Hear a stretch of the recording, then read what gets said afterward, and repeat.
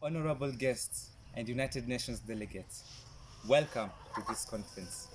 I am James Mulatia David, a student in Makueni Boys High School. Our Earth in 2050. Earth, a planet that was once the envy of all other planets. From its majestic snow-capped mountains to its wide, silent deserts, to the mysterious, deep, dark oceans and the serene meadow plains. The sun will look down at all of this and smile at the beauty that it beheld. But all of this is changing so quickly, we didn't even see it coming. Factories are rising and bombs are falling. Day after day, we keep losing the beauty that we once had. Earth is being deformed by our own creations. Earth's greatest protectors have become Earth's worst enemies. The planet has turned against us, angry that we are misusing it, angry that we do not care about its welfare. The sun no longer smiles at us, for there is no beauty. Instead, there is ruin and disgust. Earth no longer protects us from the sun's wrath. She has opened up her ozone layer and lets in the sun's cancerous rays. We deserve this. For all the things that we have done, we deserve much worse than this. Driven by greed, we drain the earth of its resources, not caring of how it would affect the environment, not caring to plant a tree where we take down a forest. We destroy our home, blinded by our selfish desires from the destructive outcome of our actions. I fear that greed may be the end of us all. Our actions not only harm us humans, but also the animals around us. Game parks and reserves slowly decimate away every day, taken and inhabited by us. The lion, king of a fading jungle, lays in the savannah, conscious of the human intrusion but helpless against it. Extinction is no longer a myth, it is real. And if we keep on with our selfish actions, then all animals will be extinct. If not, then us too. Is that what you want? For the earth to spit us out? I fear that we are living in a ticking time bomb, set to go off when we least expect it. Maybe one day we'll wake up to find half of the earth sunk in lava and the other half sunk in water. But it isn't as if we're strangers to volcanic eruptions and tsunamis.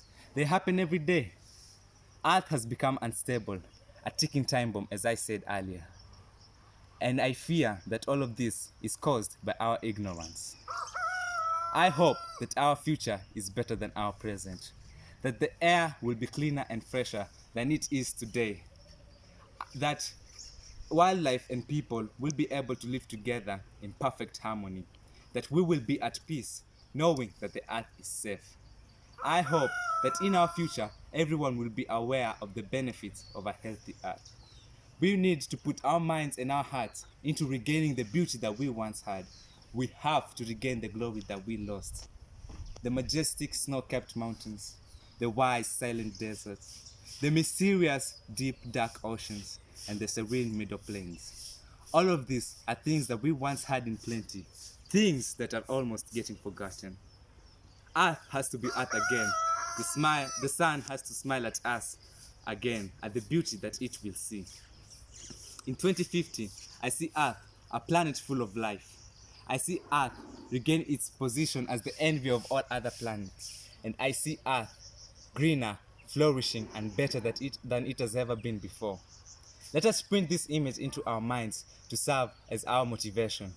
The image of a greener, better Earth. Maybe then people will stop thinking of looking for habitable planets elsewhere and instead enjoy the amazing Earth that we will create. Maybe then people will once again think of Earth as the center of the universe. That may sound far-fetched, but the thought of that is amazing. We need to come together, put the Earth's welfare as our main goal, and work on it together as the people of Earth with one mind and one soul, one mind and one heart. And how do we make all of this a reality? It starts with me planting a tree. It starts with you, our able leaders, using biodegradable products. It starts with us planting cover crops on bare ground.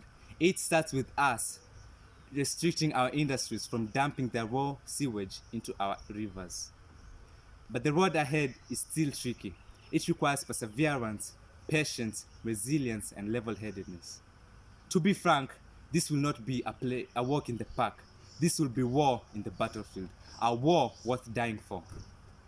The hard work that we will have to go through the strain and tedious days, all of it will be worth it when we get to see the new face of our earth. We may think that we are not able, but the small thing we do to, to better our earth is the greatest thing that we can ever give to this planet.